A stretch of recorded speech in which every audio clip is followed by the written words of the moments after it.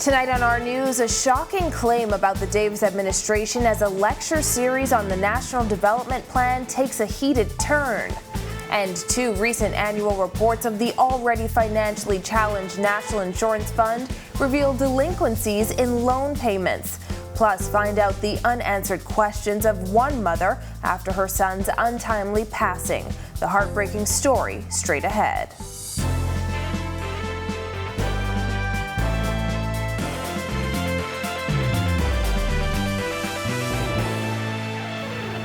Welcome to our news and thanks for joining us. I'm Christina Dragovich.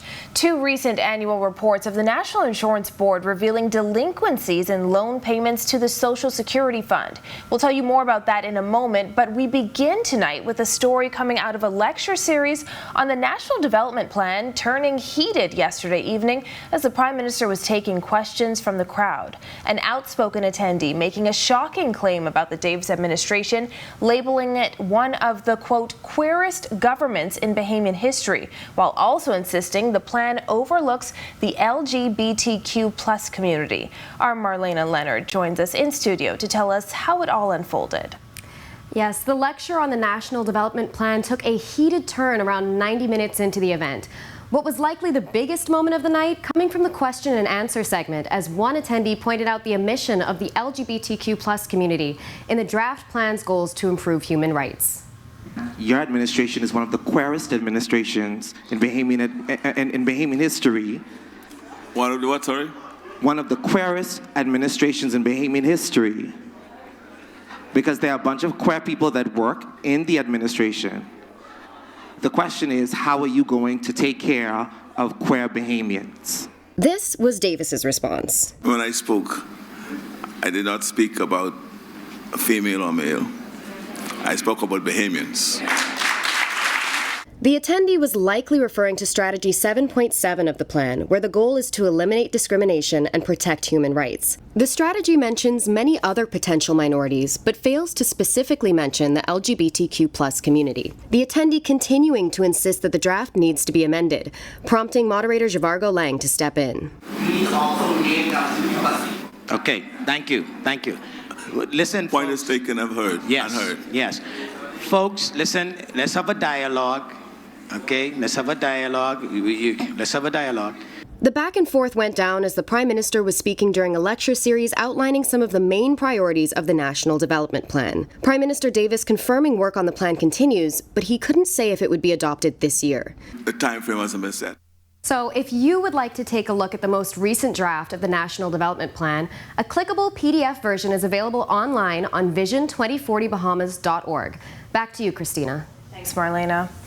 Now to another story we're following. Deputy Prime Minister and Minister of Tourism, Investments and Aviation Chester Cooper responding to threats of industrial action from the Bahamas Public Services Union. Cooper making it clear that government will honor its commitments. Jamila Missick reports. The government takes labor relationships very seriously. We consider ourselves a friend of labor and a friend of workers. That statement coming from Deputy Prime Minister and Minister of Tourism, Investments and Aviation Chester Cooper, who was responding to the Bahamas Public Services Union members' threats to shut down the airport. Workers are upset over issues including an outstanding agreement and monies they say have yet to be paid. Cooper says the government will hold the commitments under that agreement. We have already committed the funding for the payments due under the agreement. When questioned as to whether there is a timeline for payment as well as the signing of the industrial agreement, Cooper had this to say. We don't negotiate with unions in the media. We have an open dialogue with the trade union movement. We anticipate that dialogue is going to continue. Now, Cooper said he is satisfied that the matter will be resolved soon, this as the union is giving them by the end of the week to meet their demands. Reporting for our news, I'm Jamila Missick. And Minister of Public Works and Utilities Alfred Sears responding to concerns over outstanding payments to independent contract workers. This comes after the group protested outside the office of the Prime Minister for the third straight week. Sears says the issue will be addressed during a press conference on Thursday. The chairman of the Public Park and Beaches will be holding a press conference tomorrow, I'm advised, and he will be providing a full report on the outstanding fees or amounts owed to contractors and when they will be paid, what are the issues involved with different categories of persons. Meanwhile, the Bahamas Public Services Union continuing to rail against the government over other outstanding issues, many centering on pending industrial agreements that have yet to be signed. The union says if those matters are not fixed, there may soon be industrial action across the public service. Our Italia Hall has that angle. President of the Bahamas Public Services Union, Kinsley Ferguson, says there are a number of outstanding matters. One of them involves the University of the Bahamas Industrial Agreement, which he says was submitted to the tertiary institution in January of 2020. To date, we have not engaged in negotiations, and it is likely that that agreement would expire sometime in 2023-2024. Ferguson says amendments were made to the agreement 2 months ago, but there's been no response.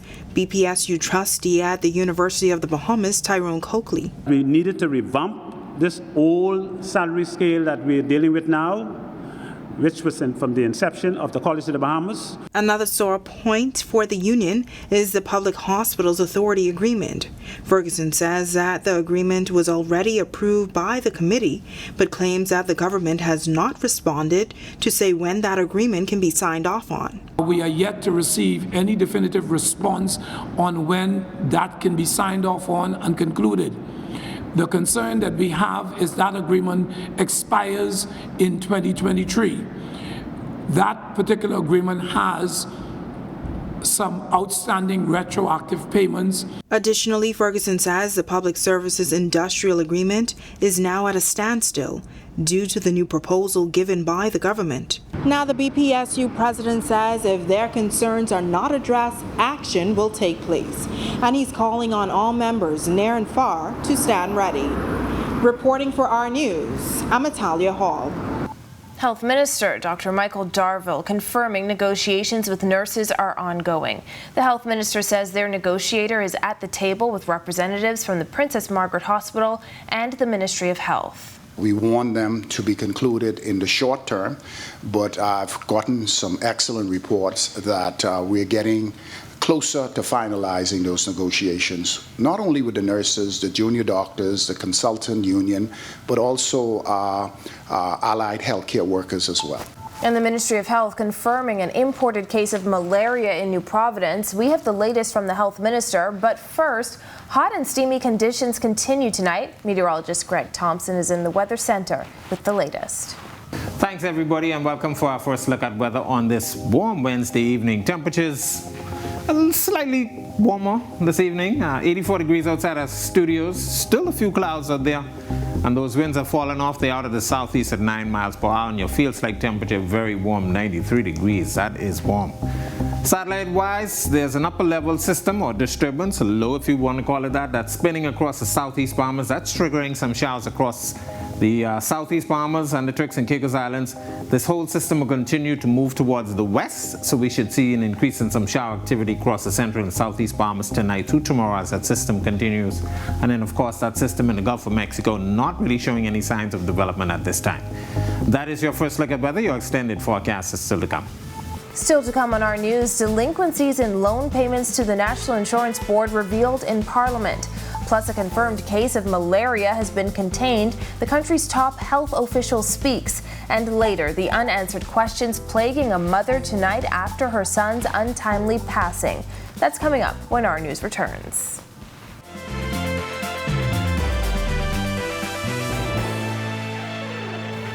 The 2018 and 2019 annual reports of the National Insurance Board revealed delinquencies in loan payments to the Social Security Fund.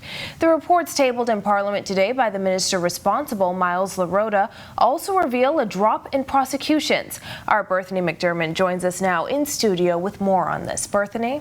Christine, the reports revealing 5 government entities entered loan agreements with the National Insurance Fund, with some failing to pay up. Through a memorandum of understanding with the Ministry of Environment and Housing in 2013, the fund agreed to loan up to $10,000 for the Bahamas National Housing Construction Project. The fund started being issued in $2,500 installments from December 2013. But according to the report, no payments were made in 2017, 2018, or 2019, and the loan is in default. The fund also agreeing to loan the Bahamas Development Bank $1,300 to fund the purchase of an office building. No principal payments were made that year. Additionally, $10,000 was loaned to the Water and Sewage Corporation in 2013 for a water waste treatment plant on Gladstone Road. Principal payments were made in 2019, amounted to $985. In August 2009, BPL also got a loan, but that was repaid in 2019. The report also addressing prosecutions. 2019 saw a decrease in prosecutions in the Magistrates Court by 202 cases. There were 744 prosecutions in 2019 and 946 in 2018. Additionally, NIB paid out $24.5 million more in benefits and assistance than it received in contributions in 2019. Back to you, Christina. Thanks, Berthany. Well, parliamentarians debating the Rehabilitation of Offenders Amendment Bill 2022, which will allow for the expungement of minor offenses due to the violation of emergency orders. The bill also empowers the minister to, using discretion, declare certain people rehabilitated. Opposition members challenging the amendment, calling the bill regressive, saying it gives the minister too much power. Our Megan Shepherd has a full report in our news tomorrow night. Meanwhile, the Ministry of Health confirming an imported case of malaria on New Providence. The infected person is a Bahamian man in his mid-30s who recently traveled to West Africa. We are told he's receiving treatment at a private facility and is expected to make a full recovery. Health Minister Dr. Michael Darville. The case is contained, and all of those who are associated with the positive case have been contacted. In other news, more clarity on marijuana legislation tonight as Prime Minister Philip Davis insists Bahamians will come first when it comes to investment opportunities. Davis was questioned on the issue during that lecture series at the University of the Bahamas Tuesday night. Did acknowledge that medicinal use of marijuana is acceptable to us. But by the end of this year, you'll know exactly where you're headed. And insofar as investors are concerned, that our mantra, the Progressive Liberal Party mantra, is Bahamians first. When our news comes back from the break, the heartbreaking story of a mother who says she still has unanswered questions after her son's untimely passing. Plus, coming up in Sports Boy tonight, Shawnee Miller-Weibo and the Bahamas national team ready for the World Championships in Oregon. We'll also tell you about the upcoming bodybuilding nationals set for this weekend and our women's national basketball team ready to begin action at the Central Basket. That's all coming up in sports. And later, meteorologist Greg Thompson is back in the Weather Center with your extended forecast. Stay with us.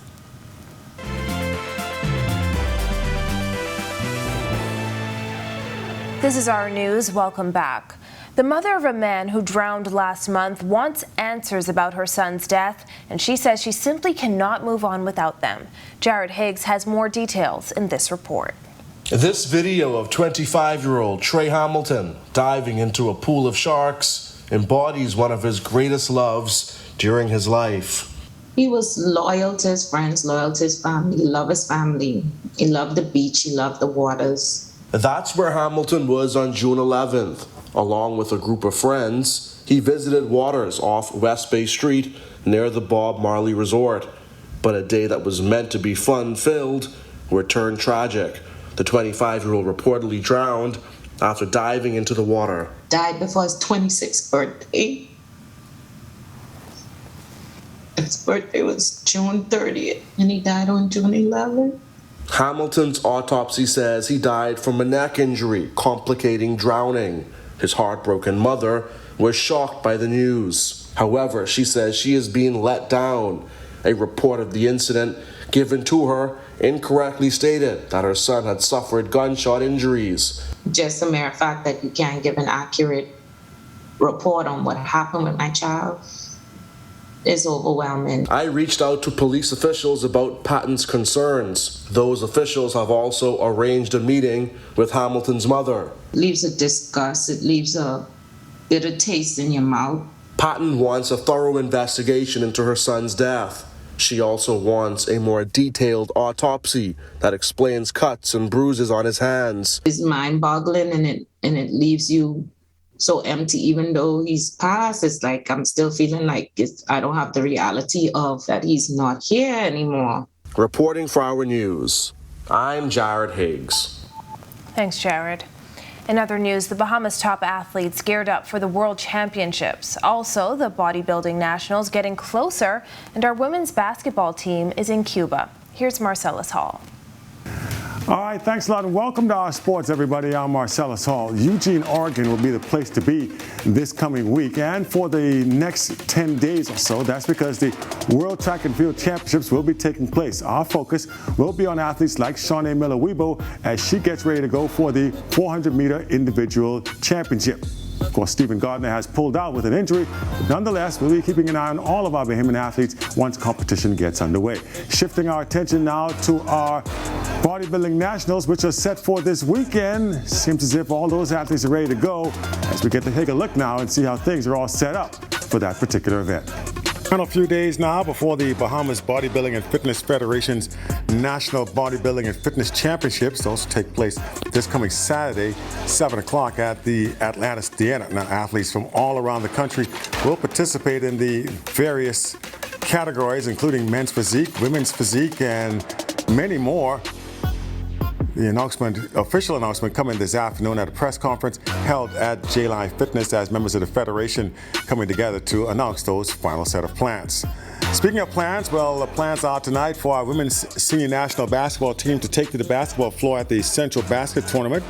They'll play in Cuba this evening against the host team. The squad expected to do well, coached and managed extremely well as they head into the final day of preparation ahead of the competition. Again, the Bahamas is expected to play Cuba this evening.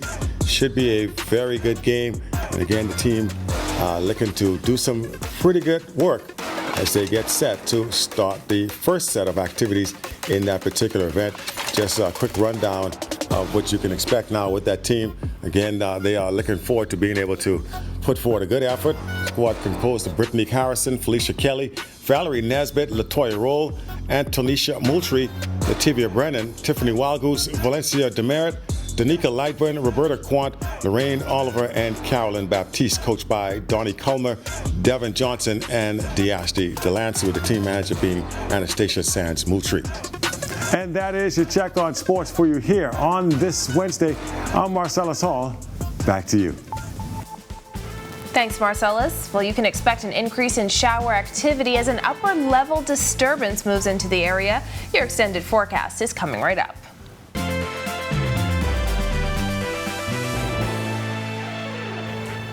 Welcome back to our news. Keep those umbrellas nearby as shower activity is expected to increase over the next few days. Greg is back in the Weather Center with your extended forecast. Thanks and welcome back, everybody, for our second look at weather. We've been stuck in this warm weather pattern for the last couple of days, almost a week, as that ridge of high pressure continues to dominate our weather. It's in firm control. It's not really going to go very far very soon. Slight drift towards the north expected over the next couple of days, but that ridge will continue to dominate our weather. In the upper levels, though, we have an upper level low that's spinning across the southeast and central Bahamas. That's triggering a couple of isolated showers and thunderstorms, and that will continue to move towards the west. So we're looking at it in an increase in some shower activity across the central and northwest Bahamas later on in the week, and by the end of the week, that system should be just to the west of us, but still in place to help generate a few more isolated showers. The tropics quiet. National Hurricane Center not really giving this system in the Gulf of Mexico any chance of development. It's very close to land and it's going to interact with that, so it's going to have a hard time trying to get its act together. The remainder of the tropics quiet, and there is a layer of Saharan dust out there that's keeping things quiet for us will continue throughout the remainder of the week. Boating forecast for the Northwest Bahamas tonight through tomorrow. Your winds will be east to southeast at 10 to 15 knot, seas running 2 to 4 feet over the ocean. Your high tide will be at 8:27 tonight. For the central and southeast Bahamas, a caution flag for you guys down there. East to southeasterly wind flow at 15 to 20 knots, and your seas will be running 4 to 6 feet over open waters. Here's a look now at your national forecast.